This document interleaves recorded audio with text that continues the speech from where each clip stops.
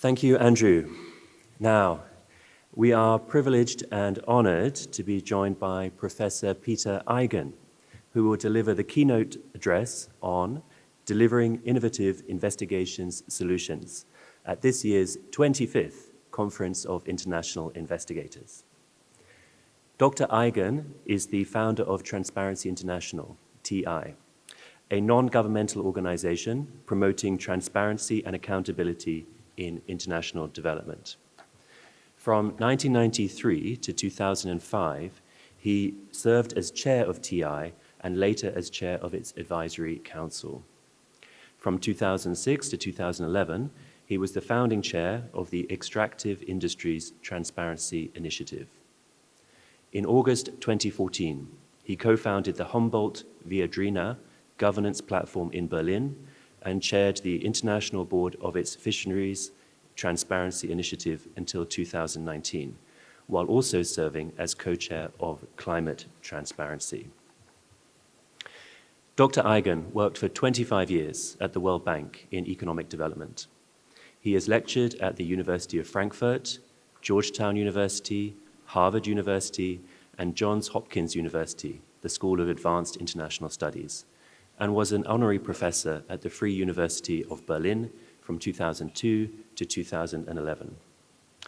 In recognition of his leadership in the global fight against corruption, Germany awarded Peter Eigen its Grand Cross of Merit in January 2013.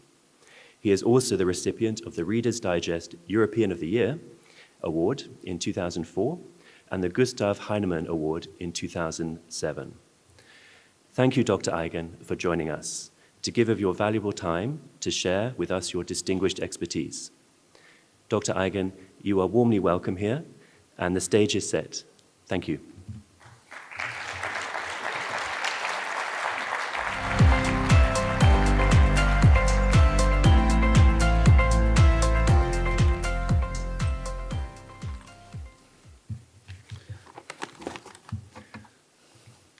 Ladies and gentlemen, dear friends, dear colleagues, it's a tremendous privilege, a tremendous honor to have been invited.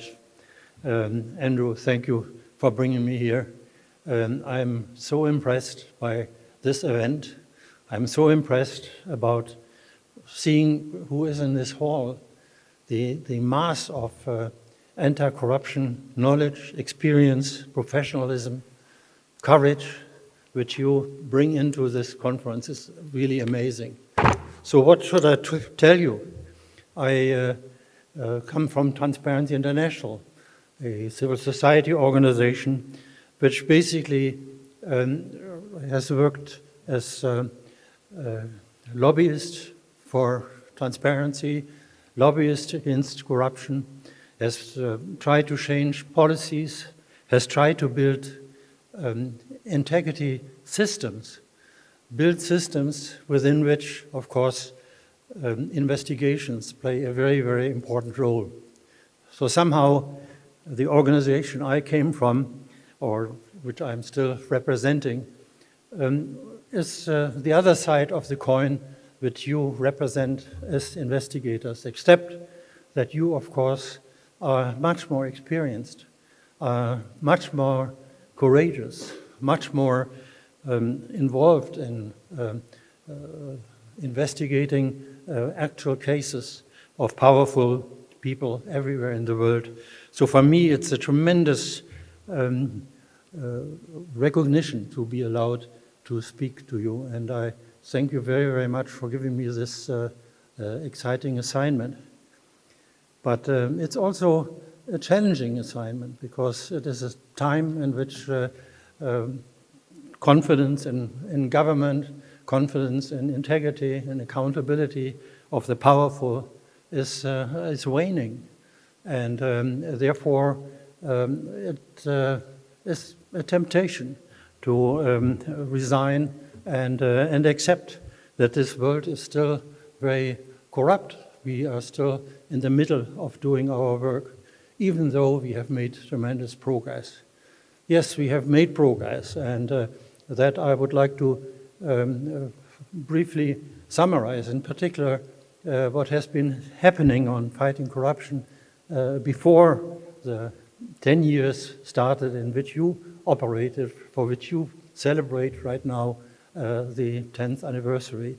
I'm very happy to join you at this, but I should say it is a work in progress, and we are still involved in it, and we have to stick together in our attempt to create a better world. In fact, I must say, for me, it's also a particular element in my happiness of being here right now, that about 30 years ago, exactly 30 years ago, in 1995, I was here in Beijing, and at an international anti-corruption conference, which had been started, this biannual international anti-corruption conference, by some very concerned lawyers in the Netherlands and also in Australia. And I presented there our really budding little organization, which had been created 2 years earlier. And after I finished my speech, I was invited by the organizers of this Beijing conference whether we couldn't take over that conference and continue to organize this biannual event every 2 years. And I was very happy and somewhat scared, somewhat awed by this responsibility. But I was optimistic enough to accept this assignment. And this is why we became the organizers of this biannual international anti-corruption conference, which we had to start out in Peru, because the organizers, the Beijing organizers, had already selected the next host, which was in Peru. And so in 1997, I saw myself in a big hall in Lima, Peru, which was opened by I would say, corrupt president, Fujimori of Peru, who later went to jail, and who welcomed us in this conference. In fact, in the first row, I saw a couple of Nigerian representatives who had been sent by President Abacha to represent Nigeria, the same Abacha who had put Olusegun Obasanjo, our co-founder of 2 years ago, in jail, who later became president of Nigeria. And so I had the courage to let the audience stand up for a minute of silence to think of President Obasanjo, who had been put by Abacha in jail. And in fact, these wonderful tall representatives from Nigeria in their colorful bubus, they stood up and celebrated with me the memory of President Obasanjo. So it was a very interesting way of taking on this role as organizer, but it was an important responsibility which we followed up every 2 years since then, and we had the 15th International Anti-Corruption Conference in Riga, where I met Andrew, and we are very happy that we were able to take this role on.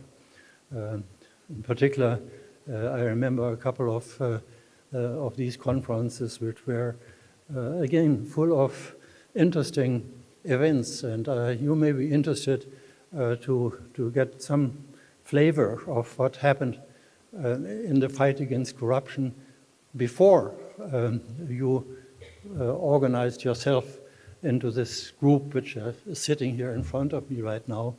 And therefore, I thought, what can I tell a group like you, which you don't know already? And therefore, I thought I'd give you some of these snippets of perhaps even stories of our fight against corruption before you even organized yourself. And hopefully, I was hoping myself I can give you some inspiration this way. But to be honest, looking at you, I feel it will be the other way around. I am the one who is totally overwhelmed and awed by the massive professional courage and competence and so on, which is sitting here in front of us. And I must say, I'm the one who is inspired and will go back to Transparency International and tell them what a powerful conference we are organizing together, and hopefully we will learn a lot about it. I also asked myself, what else can I tell you? And I will, at the end, I will do what Andrew suggested. I will try to point out some of the learnings which I would like to recommend in the future for our anti-corruption community, which we at Transparency International and our 120 national chapters all over the world will try to implement in the coming years. And that is most easily described as multi-stakeholder approaches to improving governance. What I mean with this is more than just cooperation.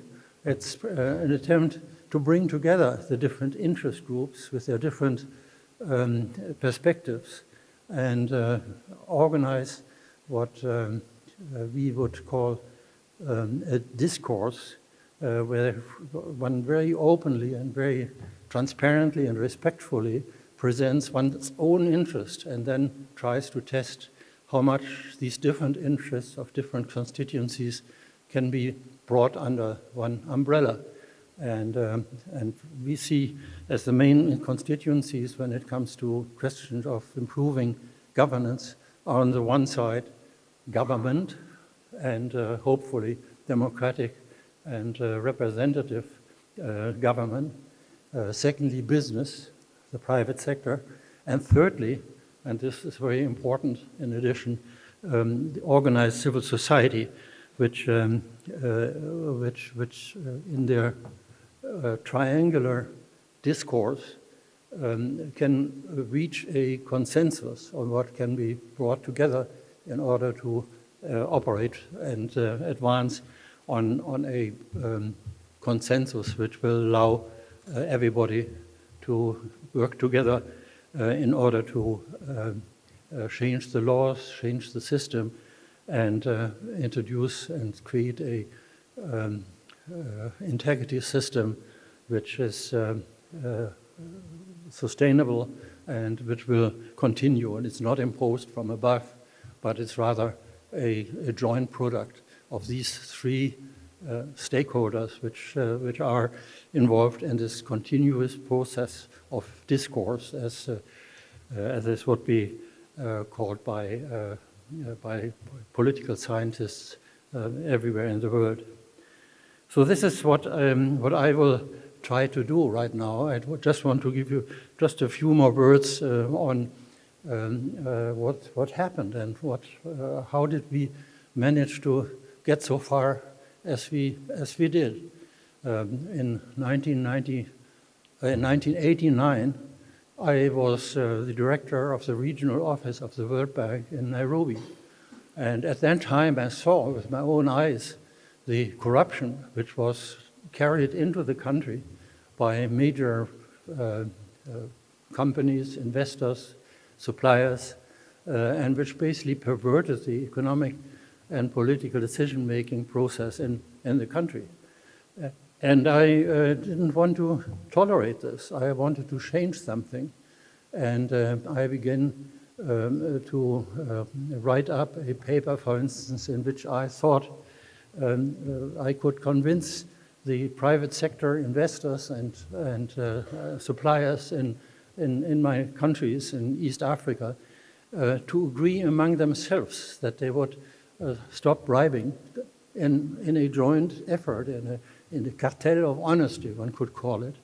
In fact, we called it business practice agreements, which we would like to introduce in our work in Africa. But we found out very quickly that this agreement between the suppliers, between the the private investors, even though they were the ones who normally say when they came from Germany, when they came from the UK, when they came from France, they would argue that if you do business in the international community, you have to do what everybody else is doing, which means you have to bribe. And therefore, they didn't want the World Bank to get involved and look over their shoulders. But this was not enough to just talk to them and create a sort of business practice monitor that, as I thought in the beginning. And therefore, I brought in very quickly civil society organizations as a third partner. I was asked at the time to give a speech to a gathering of all the resident representatives of the World Bank in Africa. We met in Swaziland, and I presented a paper which I had written together with a Kenyan auditor, and in very soft terms, I tried to convey this as a Kenyan request to the international business community to stop bribing them. And in fact, many of the people in the audience at the time, there were about 40 people or so from all over Africa, they agreed that this is necessary. Even the vice president of the World Bank, who was in charge of East Africa, he agreed, he supported that. And so I thought we'd make a step forward inside the World Bank and in doing what you are basically doing in your 60 organizations and investigate cases of a breach of this sort of business monitor, which we wanted to introduce. But very quickly we found out that this was not allowed by the members of the World Bank. I mean, the Americans would have loved us to go ahead because they had the Foreign Corrupt Practices Act since 1978, 1977, 1978. Jimmy Carter had made sure that there was a very strict prohibition of foreign bribery in the United States, while our countries, in Germany, in the UK, in Japan, in France, they felt, oh, if you want to do business in the international market, you have to do what everybody else is doing. I was even told so much by a cabinet member in the UK that since everybody else was bribing, the Brits would allow their exporters and their business community to bribe outside the UK. In France, they even had a list in which a percentage was established for various countries, how high the bribe could be in order to be deductible from taxable income, so that a country like Nigeria or other countries which had a very bad reputation, they were allowed to take a certain percentage of the nominal value of a contract and to pay. It was $10 million or $5 million for, say, a $500 million project. So this list was an official list, but it was secret, of course, in the ministries, which was shown to me by the very high official in France. And in Germany, they clearly said, look, I mean, when we want to sell something in Africa or in Latin America or in Asia, we have to do what everybody else is doing. And therefore, as members of the World Bank, they made sure that the management of the World Bank would not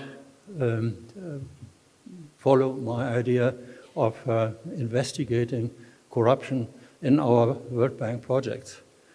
So this was a tremendous disappointment, and eventually I had to leave the World Bank in 1992 because they simply wouldn't allow me to go ahead. And I must say I was very happy to go back to Berlin and then begin gradually to build up a circle of friends. But it took a long time. The World Bank considered our work when we got involved in African, Asian, Latin American countries. They felt that if a country would follow our proposals, for instance, to enter into an integrity pact in the World Bank procurement, that this would be a violation of the procurement rules of the World Bank, which, by the way, I had helped to draft because I was in the legal department of the World Bank and had drafted the procurement guidelines. So amazingly, when we began to think of creating Transparency International, I told Robert McNamara, the former president of the World Bank, I told him that this was our idea, to arrange agreements, binding agreements between suppliers, not to bribe, and have a system where this was then monitored by civil society. And we invented the Integrity Pact, which was probably the most visible and most concrete example of our approach to bring together these different constituencies and make them work together. And McNamara was so excited that he came to the launch conference of Transparency International in 1993, and he didn't attend the conference itself, but he promised me he would give me $10,000 if I was able to arrange an integrity pact with a sizable World Bank project and with a important government. And later we had so many integrity pacts in Latin America. In Costa Rica, for instance, we had a number of integrity pacts. We are still having a lot of integrity pacts in Pakistan, for instance. We had in many other countries. And even we had longer-term sectoral integrity pacts where the suppliers, for instance, in the electric power sector, like General Electric and Westinghouse and Mitsubishi and Siemens, they agreed, they met regularly and discussed how they could avoid bribing. Very often we had to chair these meetings, Transparency International. By then we had been established because they were scared that they might get into antitrust problems if they agreed on this kind of binding arrangement. And so we organized these meetings in Switzerland, in New York, in the Netherlands, and we were very proud of this approach.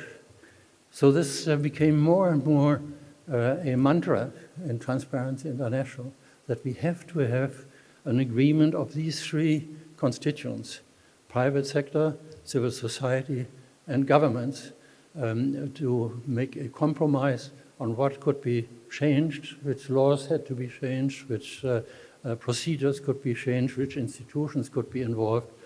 And in fact, at our launch conference in 1993 in Berlin, we made this part of our founding principle.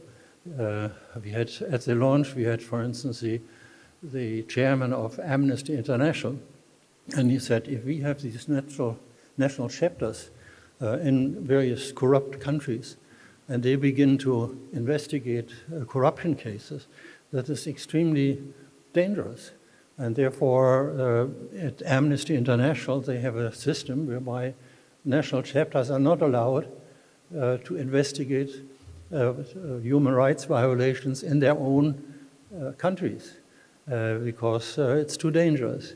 So we, from the very beginning, from 1993 in our meeting in Berlin, when we set up Transparency International, we decided we will not organize ourselves as an investigation organization.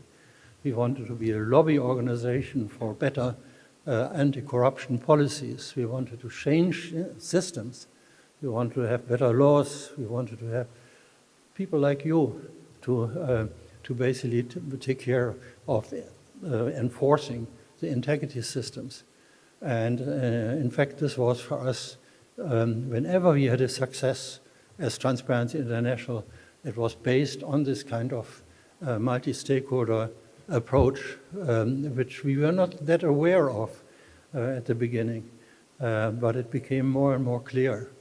And in fact, when we then finally created the Extractive Industry Transparency Initiative, which by now has about 52 members, which are natural resources producing countries, we had in EITI even a system where the decision-making bodies of EITI were composed 1/3 of business people, 1/3 of government people, and 1/3 of civil society organizations.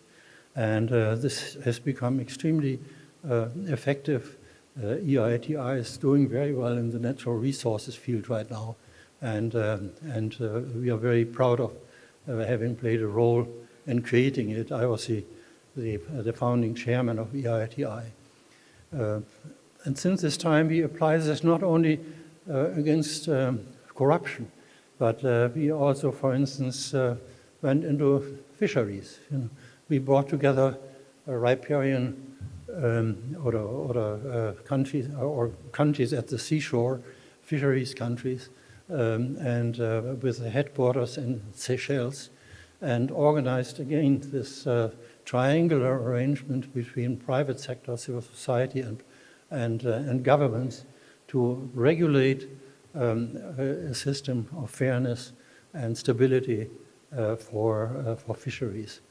So somehow this has become a bit of our mantra. And right now, for instance, I'm more active in creating in Africa systems whereby through improved governments, more stability in villages and so on, we encourage investment in electrification in Africa. We have in Senegal, we have 16 villages where we have created multi-stakeholder groups.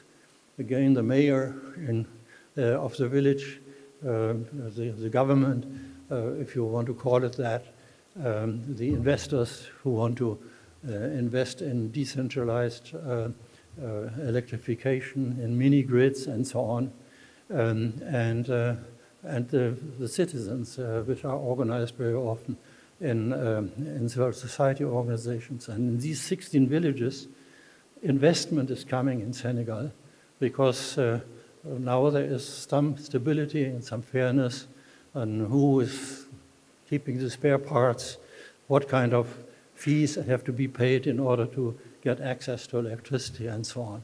And I'm very happy to see that Eigen Ganga, the new president of the World Bank, has pronounced what he calls Mission 300, which is an attempt to bring electricity to the rural areas in Africa in order to make sure that the 600 million Africans, which are presently have no access to electricity, that they finally can get electricity. And I hope very much that the World Bank and the African Development Bank, which is also participating in this Mission 300, by promising to provide 50 million Africans with electricity, to bring together a governance system in the villages which allows investors, local investors, but also foreign investors, to come with a new technology for sound and safe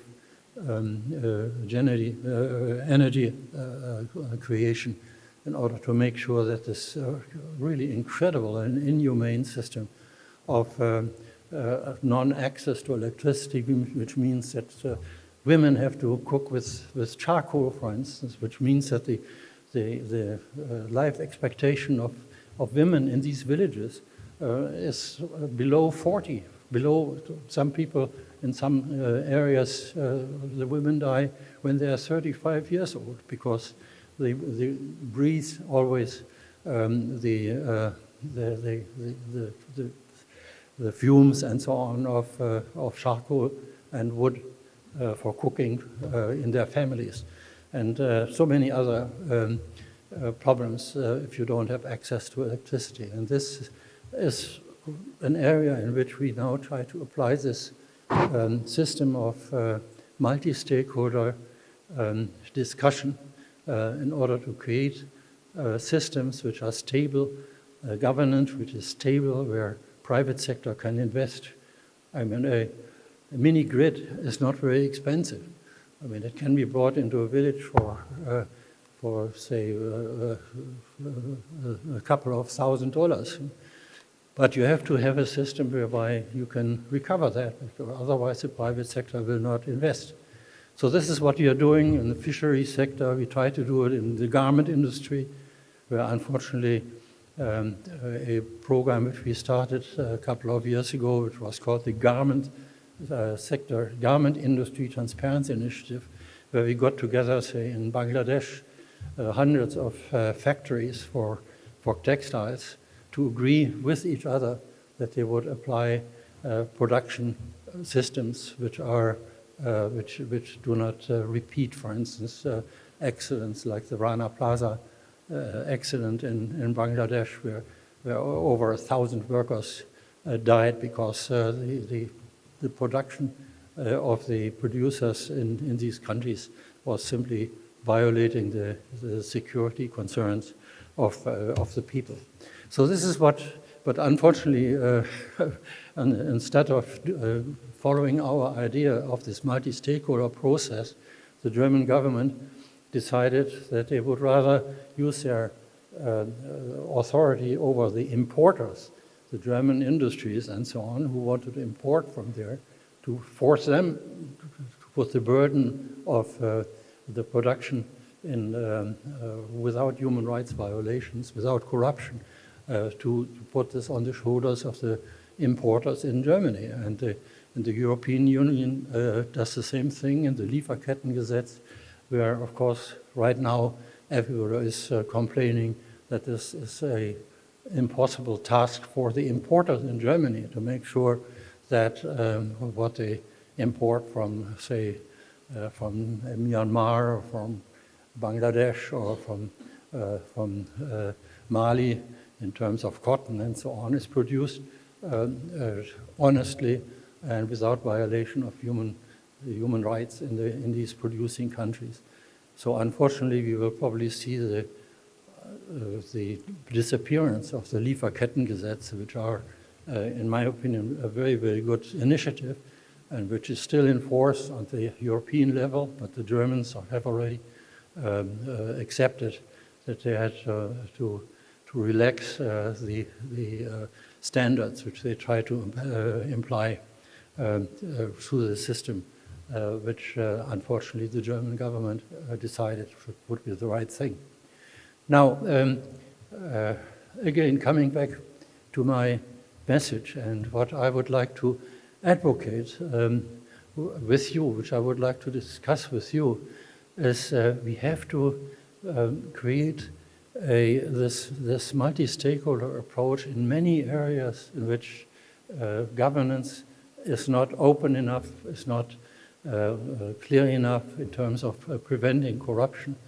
And that is what Transparency International has been successful with. And I hope Transparency International and EITI and some of the other initiatives which in Berlin we are now trying to promote also in Germany, where a number of cities, for instance, cannot agree on what to do with certain problems in the cities. And there we help to organize multi-stakeholder events and help them to create a consensus in which stability and a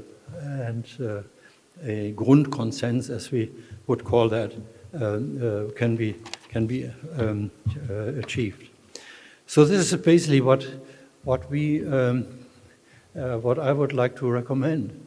I mean, we are, of course, we have different approaches. I mean, you are investigators. Transparency International is not an investigation organization. Yes, we, of course, once corruption is in the public domain, we look at it, we learn from it, we try to establish rules and systems which make it very difficult to continue bribing. But we have a different approach, like being different sides of the same coin, which, I mean, you cannot have a good integrity system without effective investigation. And therefore I'm so impressed about what you have established, what you have done in the past. I congratulate you to this fantastic experience for what you have done in order to fight corruption. I am awed by the mass of experience and of strength which is assembled in this group, and therefore I'm extremely happy to be part of it, and hopefully we can work together in creating exactly this kind of multi-stakeholder approach wherever the system the integrity system is not effective enough to allow you, for instance, through your investigations, to make progress. So I am very happy to be here with you, and I'm looking forward to spend the next days with you and hope to bring this back to Transparency International. In Berlin, we have our main secretariat, our global secretariat, with about 130 staff members from all over the world, and we are supporting 120 national chapters, some of them very huge. I mean, for instance, in Bangladesh, we have about 12,000 members in our national chapter. In Argentina, we have about 6,000 members. In Germany, we have 2,000 members in our national chapter. So the national chapters are the ones who are doing the actual work, the analysis, and make proposals for change. And they are the ones, and then they have to organize what I call the multi-stakeholder approach. And of course, we would very much like to draw on your tremendous experience. And I congratulate you for your anniversary. And I'm proud of having been invited to talk to you, and hopefully this is a joint learning which we can carry forward together. Thank you very much. Thank you, Dr. Eigen. At this point, may I please invite Wei Tin Kang for the moderated session. Thank you very much.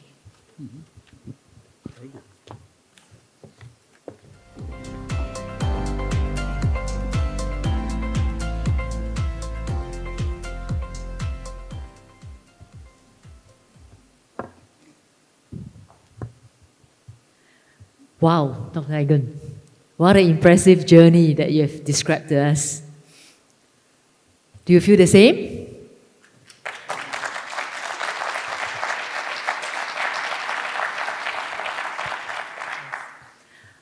I have the privilege of sitting here right now to pepper Dr. Eigen with all the questions that I want to learn from him. Maybe let me start with the first question and we'll open up to the audience. Dr. Eigen, in my day job, I mentioned that I'm the Chief Internal Audit Officer of AIB. To get one audit observation agreed to, I need to engage many people so that I can get the agreement. Your job of multi-stakeholder engagement, getting alignment, getting agreement, and getting fruition sounds tremendously difficult to me. Can you share with us that secret mojo, that ingredient that is important and necessary to reach what you have done? Well, I think there are different dimensions to that challenge. When we started to try to stop international bribery in 1989, 1990, and when we saw that very important countries did not want to stop their exporters and their investors to bribe. I mean, even extremely good governments, the French, the Brits, the Japanese, the Germans, they openly said, if you want to do business in the international marketplace, then you have to do what everybody else is doing. To break through that system was incredibly difficult. The OECD played a fantastic role. But can you imagine the German cabinet member who was the head of the German delegation in Paris at the OECD, he tried to get me thrown out of the working group because he felt that I had insulted Germany because of my pointing out that they were bribing right and left. I mean, not the government, but the German business community. So to work on this was a tremendous task, and in particular when the World Bank was instructed by its members to stay away from that. In fact, in the procurement guidelines, which I had to help to put together for international bidding for World Bank finance projects, we had a rule that we should not stop dispersing projects for projects where corruption had happened unless corruption had been adjudicated in a court of law in the country, and the court had decided that indeed this was corruption. Then the World Bank would be allowed to stop dispersing for that project. But can you imagine, I mean, say if President Moy and his cabinet, if they would fill their pockets with the funds, with the millions and millions of dollars which were paid to them by investors, to investors very often who want to do the wrong projects, they would allow a judge in Nairobi or Nakuru or somewhere else in Kenya or, to adjudicate a corruption case and say, yes, the Minister of Energy, he had accepted a bribe. This was totally outlandish. And therefore I just couldn't accept that. So that's one dimension of trying to deal with issues. But once you have, of course, an agreement that you don't want to bribe internationally, and after the OECD convention, which became effective in 1997, it took 5 more years until we had the convention in Merida in Mexico, in which 160 countries agreed that international bribery should be illegal. The Germans, the German government, dragged their feet, the parliament, and were the last ones practically to ratify this agreement. It took practically a year after it had been signed in 2003 by most of the countries. The German parliamentarians said, no, if we've signed that, then we are always with one leg in jail, you know, when we're talking to our constituencies and do our business as their representatives in government. So that was an extremely difficult time. And the World Bank concentrated on fighting our influence.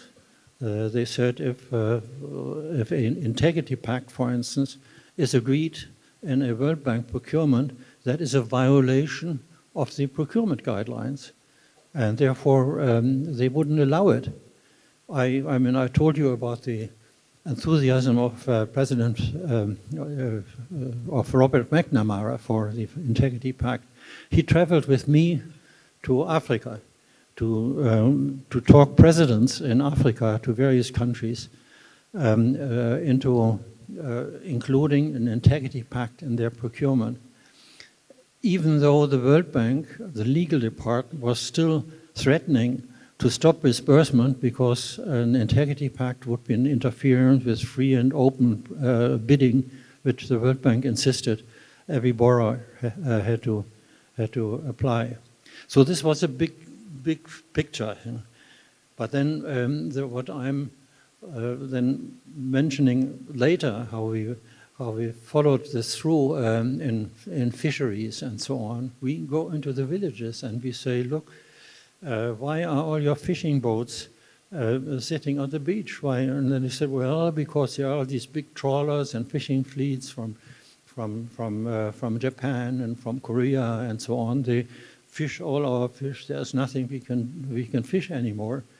And we say, why don't we get together and you talk to the government when in the territorial zone of the sea, they have some influence, they have some authority. You talk to the big trawlers and the investors, and you organize an agreement at the local level. And this is something which was extremely welcome. But right now I'm in Senegal, for instance, in these 16 villages. There is a mayor in one city. His name is Oudba. He is a fantastic person, and he goes with us into the village and says, "Hey, we want to get a decentralized microgrid when 10 buildings can get electricity, but you have to agree that you pay the costs, you have to keep the spare parts, you have to, one guy cannot, the big man in the village cannot use all the electricity, say for his cattle farm, while the women don't have the electricity to cook. So, I mean, they were extremely interested. And we are now expanding this from 16 villages to 90 villages every year. And, but then comes the World Bank and says, yeah, we will, said the new president of the World Bank, I will, he said in East Africa, I will provide electricity to 200 million of the 600 million people who don't have it in East Africa. And then the West Africans say, well, if they get it, we want one also. And I said, okay, you also get 200 million. So here he was promising 400 million people by 2027. And then he woke up that this is not so easy. And then eventually he reduced it to 300 million and talked to the African Development Bank. I'm sure the African Development Bank people are here, and said, why don't you take 50 million? And so they agreed that together the World Bank and the African Development Bank will provide 300 million people with electricity in villages. Yeah. Now, I'm trying to tell them, look, it's wonderful that you organize the money. You talk to the Ford Foundation, you talk to the Rockefeller Foundation, they are going to join you. If the American government doesn't want to spend money on development in Africa anymore, let the foundations do it. But it's not possible to do this without having an agreement in each village what the rules of the games are. You have stability and so on. And then the private sector can come in, and the new technology for new climate-friendly energy production would come and would be very happy to invest. So this is the type of work which we are doing. And there, I must say, it's harder to get the funding than to get the people together in a particular village and say, we will agree to pay for our electricity, even if it costs more than what the people in the capital in Dakar are paying, because they have the electricity right in front of their doors, you know. Yes. So this is fantastic. I'm sorry, that's a very long answer to a very simple question, but it's not for nothing that I have white hair. We are working very hard in order to basically initiate this kind of cooperation. Yes, that's fabulous. I might be oversimplifying, but correct me if I'm wrong, Dragon. What I heard was we recognize the problem, we size the problem, we frame the problem, and we get attention from the various interested parties to at least understand the problem. That seems to be like the first step of the multi-stakeholder alignment and getting everybody together. Thank you, Dr. Eigen. Maybe we open to the floor to see if we have questions for Dr. Eigen. Anybody? Yeah, there's a hand there. Thank you. The mic, please. Could you introduce yourself and your organization and your question, please? Thank you. Yeah, thank you very much for this opportunity. My name is Onisifor from UNRWA. Dr. Peter Eigen, thank you so much for what you have done for the society, the global society, and what you are doing still. My question is actually, do you have any sort of knowledge about or about the corruption index that you publish for each country, which is very interesting, by the way, but it's all about perceptions. Do you have any data how far or how accurate are these perceptions vis-a-vis actual data? Thank you. Yeah, thank you for that question.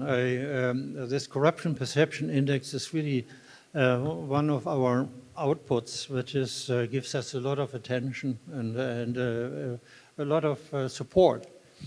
I was still the chairman of Transparency International when one intern who was working for us pro bono, in fact, Count Lambsdorff, he is now a professor in one of the big universities in Germany. He said, we need an index, we need numbers. We have to, we as economists and so on, we have to quantify things. So these sort of qualitative judgments are very hard to turn into action.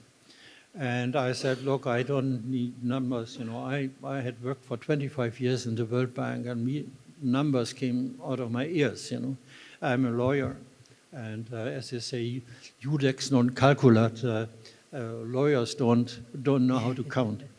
And so I said, but if you want to do it, I mean, since we are not paying you, do it, but don't show it to anybody, and so on. And so he worked and worked and worked, and after about a month or so, he said, I have, by the way, an index, and I have 50 countries, and we asked people what they think, what is their perception of the bribery in these countries.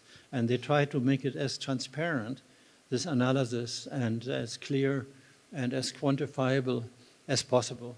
But it dealt only with the propensity of governments and the establishment in countries to ask for bribes. It did not look at the capacity or the propensity of to pay bribes. So it is basically a corruption perception index. And so he came to me and said, hey, Peter, I have an index. And I said, oh, it's wonderful. I look at it at some point and so on, but don't show it to anybody. I said, okay. I mean, I showed it to Der Spiegel in Germany, which is one of the most prominent magazines in Germany. I said, oh my God, we have to tell them this is your personal idea, Graf Lambsdorff, and our organization. We cannot support this yet. We don't really know what you have done, and so please don't show it to anybody. And I went back to my office, and I get a phone call from the Wall Street Journal, and they said, oh, Mr. Eigen, you have this excellent perception index, Can we come and interview you? We would like to also help to spread this all over the world. So I called this Graf Lambsdorff and said, sorry what I said yesterday, let's don't stop it at all, let it develop, And so it became extremely popular because many people find it very useful. Now it had weaknesses. And we have worked on that ourselves. And we were struggling with Graf Lambsdorff because he was proud of being the author of that. And we said, look, no, if you produce this in our name, you have to agree with us on improving certain things, So we have to have standards which we can, where we can defend the corruption perception index. And I think right now, if you are really interested to look behind this, you will find that it's highly professional, it's highly plausible, but it's not mathematics only. I mean, it is judgmental in some ways. And we are proud that we have now so many countries. I mean, many countries, they feel that if they improve a little bit in the index, then they have made tremendous progress, I remember President Obasanjo from Nigeria, when he came out of jail and became the president, he said to me, Peter, come on, I helped you to set up Transparency International. We are the last, Can't you do something about it? And I said, I'm sorry, this is simply the outcome of the work which we are doing. And so he called me, and at one point he got very angry and said, I helped you to set up TI, and now you damage us so much. And at that moment, while I was at the phone with him, I got somebody coming into my office and said, Peter, we have somebody who's worse than Nigeria. And I said to Obasanjo, I said, look, I mean, you are not the worst anymore. And he said, oh, thank God, it's wonderful. And we have to make tremendous progress. So, I mean, the corruption perception index we try to complement it with a bribe pairs index, and that was funded by a very good American foundation. But when we saw the outcome of it, we felt that the Americans would look very, very good, that American companies would be the best, because the Americans had the Foreign Corrupt Practices Act, this wonderful Foreign Corrupt Practices Act. And therefore, while the others had nothing. And when the results came in from this bribe pairs index, the Americans were somewhere in the middle only. A lot of them in the Scandinavian countries, and very often New Zealand and Australia, but then mostly Sweden, Norway, Finland. They all came out, and even Germany came out better than the United States. So some of the people who had funded us, Transparency International, they said, you cannot publish this because America is looking so bad. And I said, no, I mean, we have to publish this. And I must say, the bribe payers index was not as popular as the corruption perception index, and therefore most of you probably don't even know that that existed. And we don't do it every year anymore, because it is very, very hard to do. Because right now, of course, all of these countries who tolerated corruption before we started the work, they now make it illegal. Now in Germany, if a German company is caught bribing somebody in Tanzania, then they will be punished in Germany. And the same thing in France, the same thing in Britain, in Japan, in all of these countries, it is illegal. So you cannot go and say to a businessman, please let me know how much you bribe. You know, they simply wouldn't answer. And therefore the bribe payers index has more or less disappeared. Right. Thank you, Dr. Eigen. I think for the index, we have Wall Street to thank for. Wall Street, who called you to say they want to know more. Thank you. Anybody else? There's a gentleman. Marvin, come. Can we give the mic to Marvin, please? In front, first row.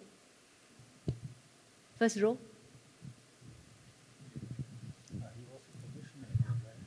Yeah, he was. Thank you very much, Peter, for joining the conference. It's a privilege to have you here. I do very much admire the work that Transparency International does.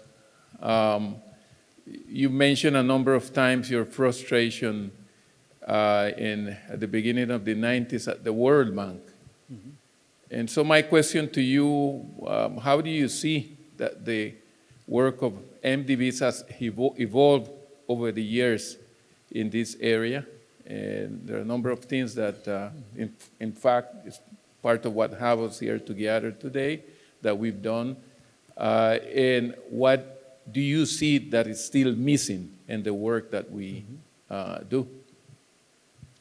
Well, I'm so glad that you are asking this question, because I should have mentioned this, that the World Bank, which used to be extremely hostile to our work and which tried to stop us whenever they could, changed completely with Jim Wolfenson.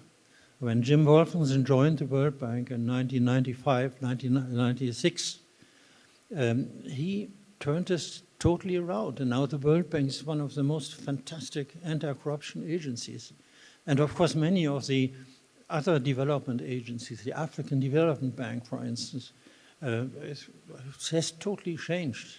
And in fact, you are basically, it's so exciting for me to see you here. I mean, to look at your faces. It's so amazing that you are all doing this full time and with so much courage and with so much professionalism and so on. I cannot tell you how excited I am about that. Well, maybe to entertain you a little bit, I want to tell you how we dealt with Mr. Wolfenson. I mean, he was a musician. He was a very proud cellist. So he financed, for instance, the reconstruction of the Carnegie Hall in New York and so on. And in return, he was allowed to play cello with wonderful quartets, string quartets. And I had read that in the newspaper. And when he invited us to Bonn, and he came to Bonn, where the capital was still at the time in Germany, to discuss with us the work the civil society organizations were doing, I wrote to him and said, Mr. McNamara, why don't you bring your cello to Bonn? And I organize a fantastic pianist. In fact, my late wife was a great pianist, and I play clarinet, and I play wonderful clarinet. And we have this wonderful German composer, Beethoven, you know, has written beautiful trios. And in fact, he even was from Bonn, you know. And he wrote back immediately and said, Peter, I cannot practice enough, and so on. Even though he was traveling with a sort of a makeshift cello in his private plane when he was traveling in Africa. He had sort of a cello sitting there so he could practice a bit. So when we had our session, he said, oh, you are Peter Eigen, you play clarinet. Why don't you join me afterwards? And we stayed together for the whole day. So we visited the mayor of New York. I was carrying his suitcase, various places in Bonn. And at the end, we were so friendly with each other that he said, Peter, organize a seminar in my office, in his office in Washington, D.C., for a whole day. And I will not do anything else. And I bring in about 10 vice presidents of the World Bank. And you bring 10 people, you know. And I brought people from Argentina, from Mexico, from everywhere. And we had a seminar. And we had that seminar 3 months later in February 1997. And after that, he came out and had this famous speech at one of the World Bank meetings. I think it was in Korea at the time. And he committed himself that the World Bank would support fighting corruption. So this is how we got the World Bank. And he was doing so well, but his staff, some of them were rather reluctant. They said, oh, Wolfenson, he doesn't know anything about Africa and so on. So let's just wait until he goes away and so on. We continue our work. We know better how to handle corruption. But he was extremely strong. And he managed to turn the World Bank around. I mean, I spent more time in Washington at that time because we organized workshops and so on. It was a fantastic time. And we did the same thing with the IDB, we did the same thing with the African Development Bank, the Asian Development Bank. We had tremendous time. And so when you then came in, I mean, the professionals who do this full time, with actual corruption, you know, while we are more or less dreaming about this and we're idealists on a pro bono basis. When you then came in, then suddenly it became much more serious, the fight against corruption. But I have to say, it goes back and forth. Times are changing. Some of the good countries have turned and became bad countries and bribe again. And some of the bad countries became good countries. My recommendation is, in all of these countries, multi-stakeholder approaches. You know, if something is wrong with procurement, deal with this. If something is wrong with government salaries, with budgeting, with all of these things, deal with it in multi-stakeholder processes. And then we can achieve something. I don't know, you probably know many more concrete cases, and we could discuss concrete cases of corruption, even though I don't want basically to get involved in politics right now and so on. But I can tell you that times are changing, and I think things are getting better. And maybe I think that our time is up. Coming up, yes. I think I'm very hopeful that with people like you on our side, we can win. and we have to learn from each other. We have to learn from you in particular, and this is why I'm so grateful for this event. Thank you, Dr. Eigen. Given that we are running into time, maybe just one quick one. What do you hope that all of us here will do after this conference? Maybe just one thing, each of us, I think it's important to take a positive view about changes. Things have changed to the better in many, many ways. I mean, that international bribery is prohibited, that people know. You cannot say what the Germans said until 1999, when the OECD convention entered into force, where they said, well, we have to do what everybody else is doing. Lord Young in the German government, a cabinet minister, he said, well, the British people, we don't want to bribe, but if everybody else is bribing, then we have to do it also, and so on. This is gone this time. But the corrupt people, the powerful people, in particular with new technologies, with artificial money, they are smart, and we have to be as smart as they are. And so we have to learn from each other. My recommendation is, let's learn from our experience at Transparency International that you can change the integrity systems, the rules and the habits and so on in a given situation by close cooperation where the different stakeholders confront the other stakeholders with their own interests, with their own ideas, with their own perspectives, and then find together solutions which they will together implement at the national level, at the village level, at the international level. This would be my recommendation, that this is becoming in the back of our mind one of the basic tenets of how we address bad governance and corruption. Thank you, Dr. Eigen. In other words, we must continue to be optimistic and pursue zealously in our fight for a better world in the integrity system. One very last question, and Dr. Eigen, you promised me you cannot think the answer. It must come immediately. How would you rate your work? How would you rate your work for the last 40, 50 years? How often do I... How would you rate? How would you... My own work? Yes. It was a party. It was a feast. And I got so much support. I mean, you cannot imagine how beautiful it is to go into a country and you find a national chapter of people like in Bangladesh. They are so powerful, they are so strong, they are so courageous, and to work with them. But I must say today is a moment for me which is also very exciting, because, and I will be very, very pleased to spend the next couple of days with you, because, I mean, what you brought here together is incredible, and I thank you very, very much for doing that. Thank you, Dr. Eigen. As I listen to you and I reflect on our conversation, I feel the energy and that conviction that comes from you to build a strong integrity system.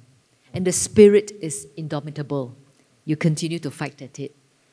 And the fearlessness of making sure things go right, the intrepidity of it, comes through. And why I want to say this, 3 words: conviction, indomitable spirit, and intrepidity, CII. And Dr. Eigen, this is how I will conclude. CII, conviction, indomitable spirit, and intrepidity. Thank you, Dr. Eigen. Thank you very much, everybody.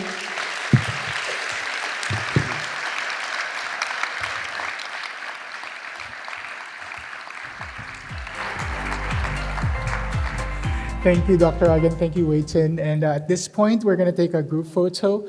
Please give us a couple of minutes to organize the stage, and then we'll invite all of you to get on the stage. There are 3 levels, so we'll just organize ourselves that way. Lorenzo, take it over, please. Oh, this is Lorenzo Vertemati. He's been helping us. He's actually CII2025 at AIB.org. So, thank you.